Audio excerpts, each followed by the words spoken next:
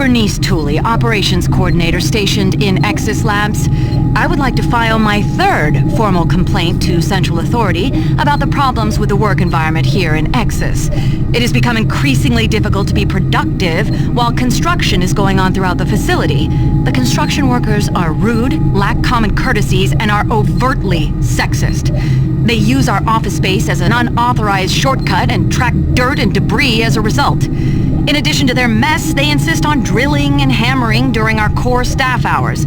Some of them have repeatedly made inappropriate comments that clearly fall under sexual harassment. When I approached the construction supervisor to remedy the situation, he told me in no uncertain terms to mind my own business. Actually, his exact words were, "Don't worry your pretty little head about it."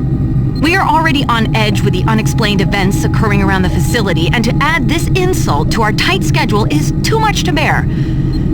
If I cannot persuade Central Authority to take this complaint seriously, I'd like to remind them of Section 20, Paragraph 9 of UAC's Facility Regulations Code. It clearly states our employee rights, and we do not need this nonsense. I suggest you reprimand the individuals responsible and take adequate measures to ensure it doesn't happen again. Do not make me log additional complaints. Bernice Tooley, signing off. I hope this thing is working. Something is happening here, and no one knows what's going on. Oh man, the power is going crazy. We can't communicate with Central Administration, and I've heard something like screams. I don't know. It was so disturbing. Okay, my assistant left me, and I'm all alone here. Okay, I'm gonna try to get the network working, but the systems are acting just crazy. I don't know what to do. I think what was that? Oh God.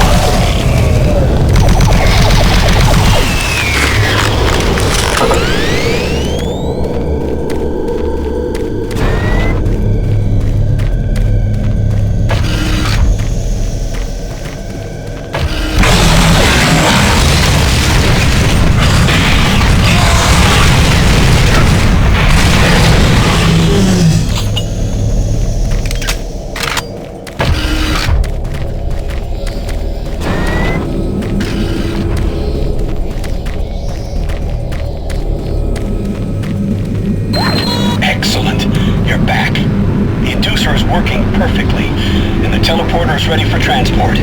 Here's the situation. There's a teleporter outpost in the other dimension, and it's still operational. It's very powerful, and it has a range that could lead those demons all the way to Earth. I would disable it myself, but it requires 2 people to do it. One person at the outpost to initiate the teleporter, and another person here to transmit a power surge to destroy it.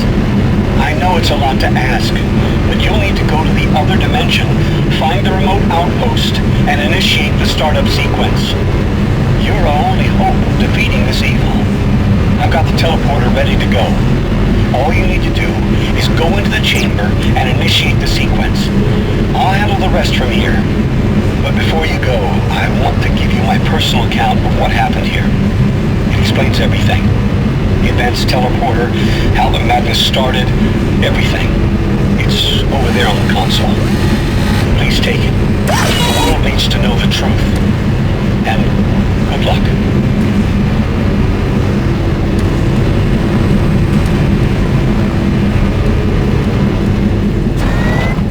Decontamination process started.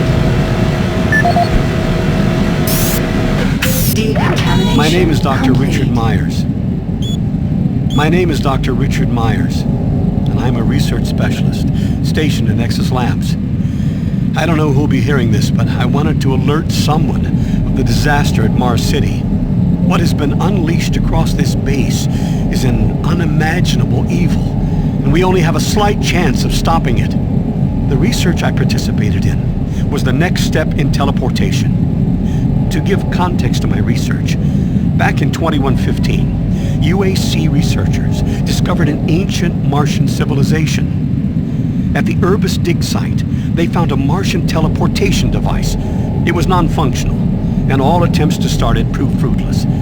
It took many years, but the researchers managed to learn enough from the device and other wall carvings to reverse engineer it. The first prototype teleporter, codenamed Project Mercury, was built in Delta Labs and became operational in 2139. This teleporter was only capable of short distance travel and limited quantities of matter transference.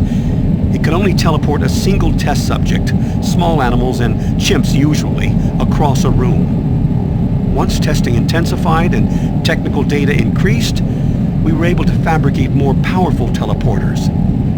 In Delta Labs Sector 3, Project Gemini managed to increase teleportation across greater distances. In addition to the increased range, we found we could begin transporting human-sized subjects. It was during this stage we began to see the effects of opening up these portals to that strange dimension. Our scientific curiosity overruled the obvious warnings, and under Dr. Malcolm Betruger's direction, we continued experimenting.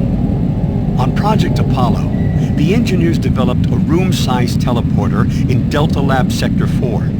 It was capable of teleporting a small-sized team to destinations on this new dimensional plane. The expedition teams began exploring and setting up small research outposts.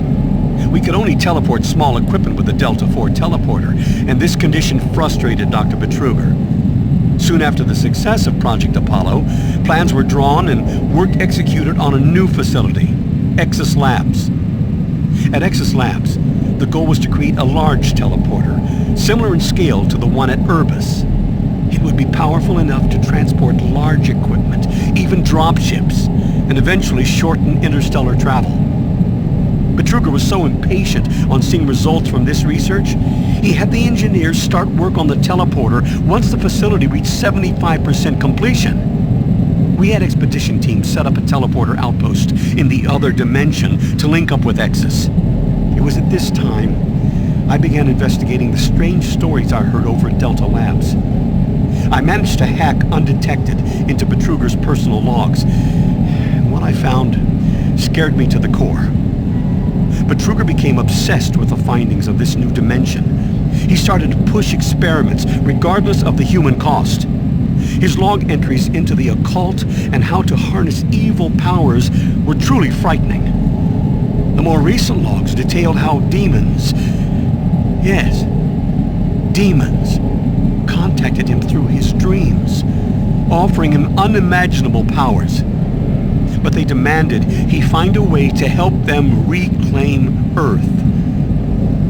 It was then I realized that this other dimension was hell itself. By the time I realized his plan, Betruger had started the invasion. Since the Exis teleporter hadn't reached sufficient functionality, I assumed Betruger decided to launch the demon invasion on Mars without it. However, the Hell Outpost teleporter is operationally ready, and it's only a matter of time before Betruger decides to use it. I'm going to try to reach Chief Engineer Rhodes in the Enpro facility to divert enough power to Exis, and with a little luck, create a big enough power surge to destroy it from here. I can only pray God will forgive me for my part in all this, and help me make things right. Lord, save my soul.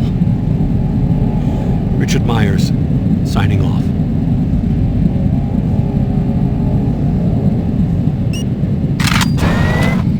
I have the teleporter sequence already configured.